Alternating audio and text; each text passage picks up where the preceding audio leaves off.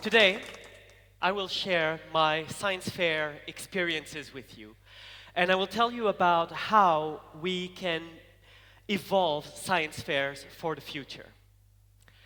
Science fairs are fun. Raise your hand if you've been to a science fair. Oh, a few hands over here. I certainly did, and science fair helped me learn the joys of learning and also of communicating. They made me fall in love with this. If you've never attended a science fair, you really should. They're the true spirit of project-based learning and of combining skills. You have to work with others, you have to design your board, you have to follow the scientific method. I think you know this one. You have to observe something or have a question. You need to come up with a hypothesis or a prediction. Find a procedure for your experiment. Conduct your experiment. Make observations, gather data, and do an analysis of your results, do a conclusion. But the most important thing is you need to communicate it. Now, if you only communicate this to your teacher, it might not be that interesting. But for visitors of the science fair, now that's interesting. I am not a scientist. I am now a teacher in an international school, and I coach students for the science fair.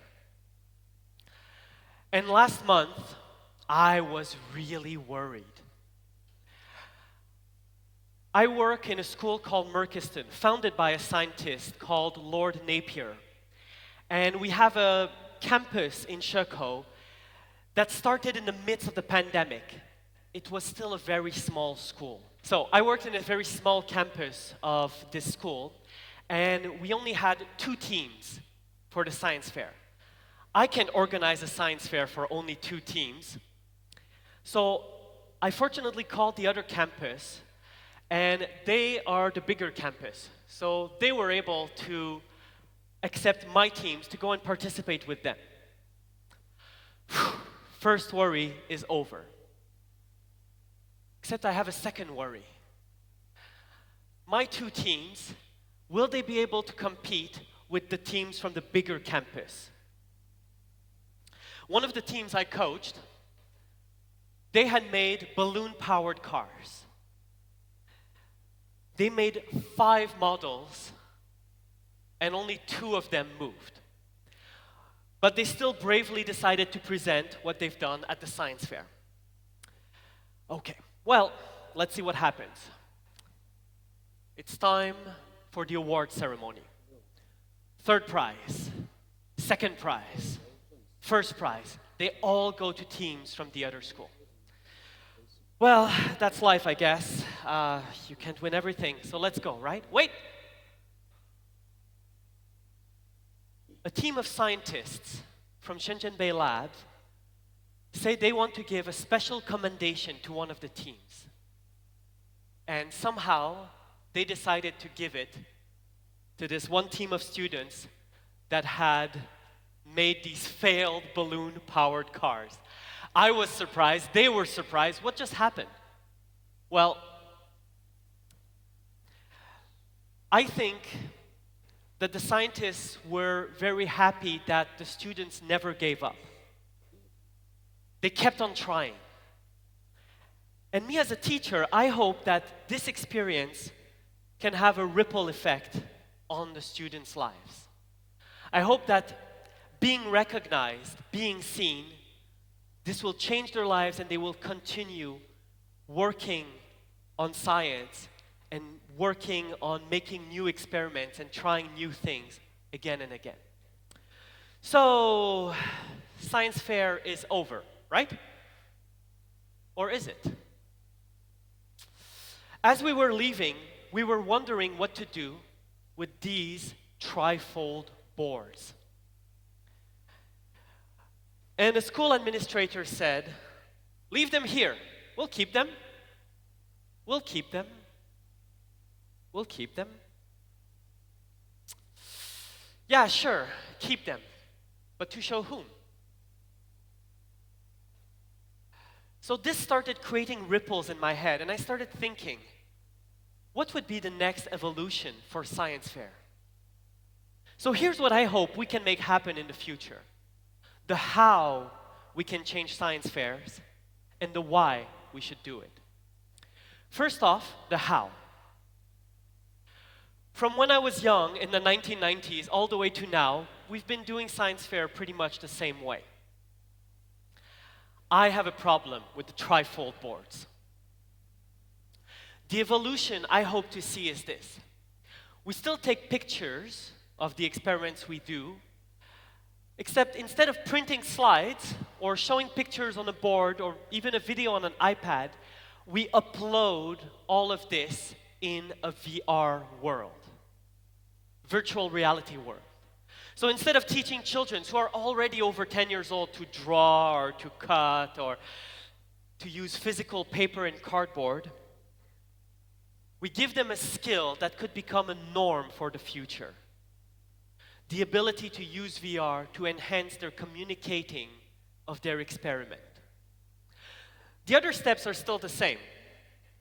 We still use the scientific method, hypothesis to conclusion. But the way the students communicate it is going to be very different. Because if it's on a VR world, they can also choose the VR design they want, and they can even become their own VR science fair designer. So this begs the question, why do I think this is a good evolution? Well, what's the point of communicating on the VR world instead of on the physical world? For one, it would allow schools and students to build portfolios. People like me, born in the 80s, we've got not much to show from VR, right? We have maybe a board, but actually I've lost my board. Students now have evolved. They might have pictures, but bringing their boards around is still very difficult.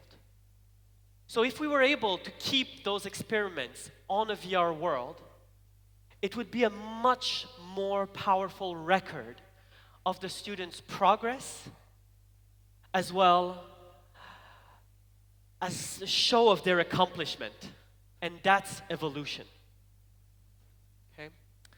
Second reason, and more importantly, it will allow learners to receive feedback and recognition from even farther than their teachers and peers. A scientist won't need to go to the science fair. He could actually even be in another country, and he would be able to send a congratulations to a team who did a great science fair project or who came up with an interesting experiment. For smart seniors, those same scientists and engineers could even send challenges their way. The scientists and engineers could send the projects their way, challenges their way, and the students would be able to try to come up with solutions or experiments. We could bring the world to the classroom and the classroom to the world. So here are 5 steps that I think could be used for schools that want to implement this evolution of science fair. First one, we would need to introduce VR habits to schools. That means that once a week, we would allow learners to be in the VR world for a short amount of time so that they learn how to move around this space and to understand its potential. This is important because it sets up the next step. Step 2, we would teach students how to create VR presentations, how to upload their presentations in this type of science fair environment. Step 3, this one is important, we would clarify any legal issues that could arise if the student's work is communicated across schools or across countries. Number 4, we would create a science fair planetary system. A bit earlier today, we heard about a VR astronomy game. Well, we could do the same thing with the VR science fair. Basically, students would be moving around this virtual science fair, and if they see a project that they like, they could open up the project and see more details. And finally, most importantly, we would introduce the option for guests, especially scientists and engineers from the real world, to leave praise, to leave written notes, verbal notes, to encourage the students, and also to ask them questions or to give them some comments, to give them some ideas for future things that the students could do. If we could do these 5 steps, I think students and teachers and the school would all find this an amazing evolution. Now, to conclude my talk, I do have to say that the last science fair I attended, the last real-world science fair I attended, was a success. It was a lot of fun, and I know the learners enjoyed it a lot.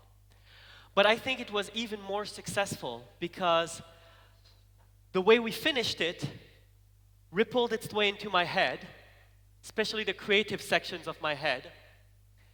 And just like the ripples from joining science fair as a youth allowed me to come here today to talk about science fairs, I hope the ripples I am setting up today with all of you will help mold our evolving world and allow the learners of today become the science users, experts, and communicators of tomorrow.